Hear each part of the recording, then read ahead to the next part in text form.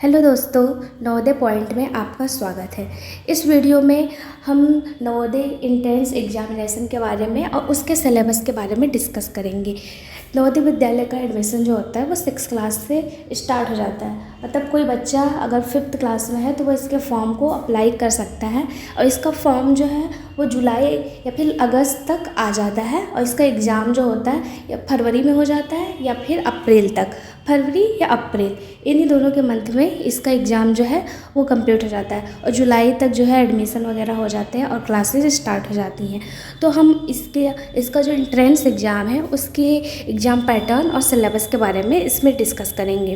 तो exam pattern की बात करें तो जो इस एग्ज़ाम में होता है हमारे 3 सब्जेक्ट को लिया जाता है। पहला सब्जेक्ट है हिंदी, दूसरा है मैथ्स और तीसरा है वर्बल रीजनिंग।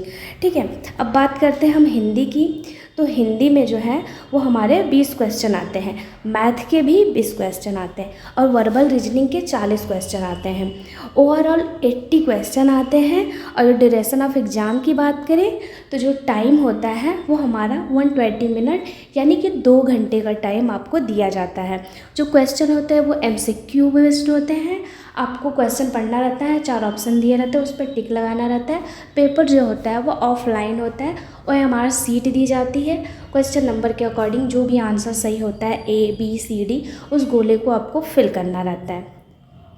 अब बात करते हैं हम हिंदी की। तो हिंदी में गद्यांश आता है जिसको हम पैसेज बोलते हैं। एक पैसेज रहेगा, उस पैसेज को पढ़ना रहेगा।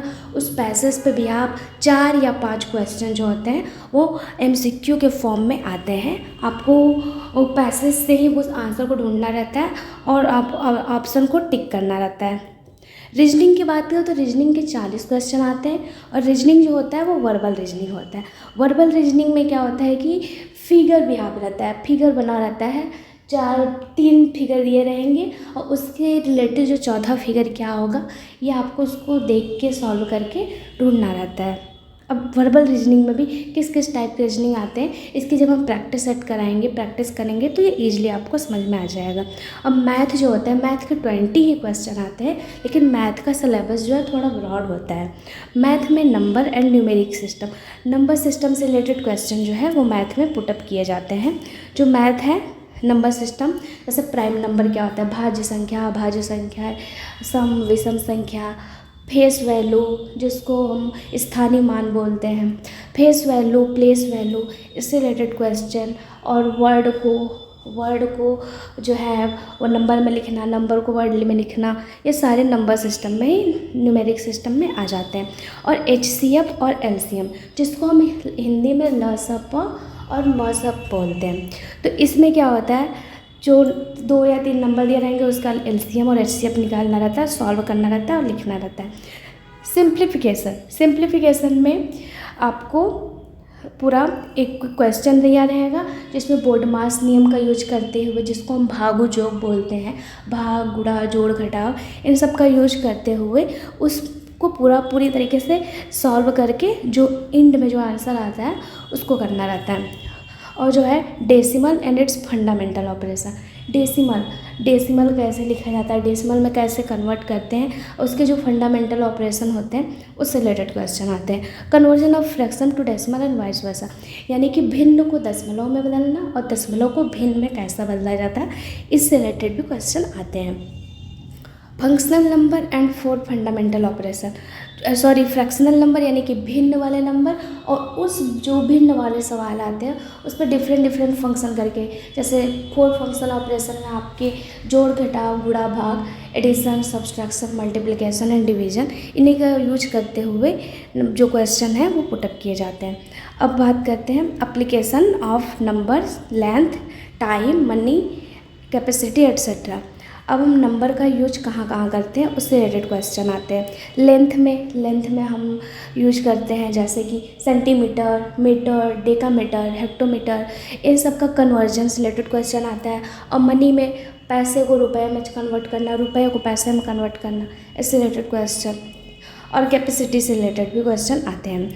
अब percentage and its application, percentage का मतलब होता है प्रतिशत, मतलब 100 में कोई चीज़ कितना प्रतिशत है, 100 से ही कंपेयर किया जाता है प्रतिशत में, तो उससे रिलेटेड, परसेंटेज से रिलेटेड और उससे एप्लीकेशन से रिलेटेड जो है वो क्वेश्चन एक क्वेश्चन के फॉर्म में आता है। उसको या फिर डायरेक्ट पूछ लेता है कि 5% की वैल्यू कितनी आएगी, किसी नंबर का 5%, किसी नंबर का 12%, उस रिलेटेड क्वेश्चन, या फिर उसके एप्लीकेशन भी आपके क्वेश्चन के फॉर्मेट में क्वेश्चन आता है।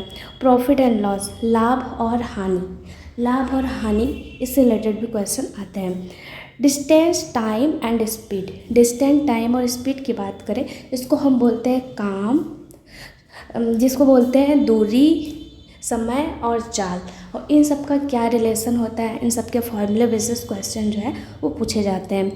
और है हमारा सिंपल इंटरेस्ट, जिसको हम साधारण ब्याज कहते हैं। साधारण ब्याज का जो सूत्र होता है वो PRT यानी कि मूलधन गुणित दर गुणित समय डिवाइडेड बाई 100, ये होता है इसका सूत्र। इसी सूत्र से रिलेटेड, इसी फॉर्मूला बेस्ड क्वेश्चन जो है वो पूछे जाते हैं। और हमारा मेंसुरेशन से रिलेटेड क्वेश्चन, जिसको हम क्षेत्रमिति बोलते हैं, उसमें परिमीटर निकालना यानी कि परिमाप निकालना, एरिया यानी कि उसका क्षेत्रफल निकालना, वॉल्यूम निकालना, वॉल्यूम जिसको हम आयतन बोलते हैं, इससे रिलेटेड क्वेश्चन, ये क्वेश्चन होते हैं पूरे फार्मूला बेस्ड है, क्योंकि मेंसुरेशन ओवरऑल फार्मूला बेस्ड है।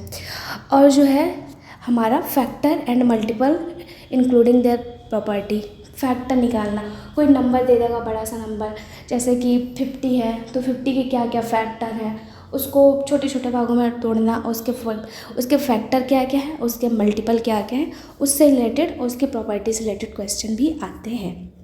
तो हम लोगों ने देखा कि ये पूरा ओवरऑल जो है ये मैथ का सिलेबस है, जो कि ब्रॉड है थोड़ा, और ये 20 नंबर का आता है। तो इन सिलेबस के बारे में हम लोगों ने अच्छे से देख लिया। Thank you.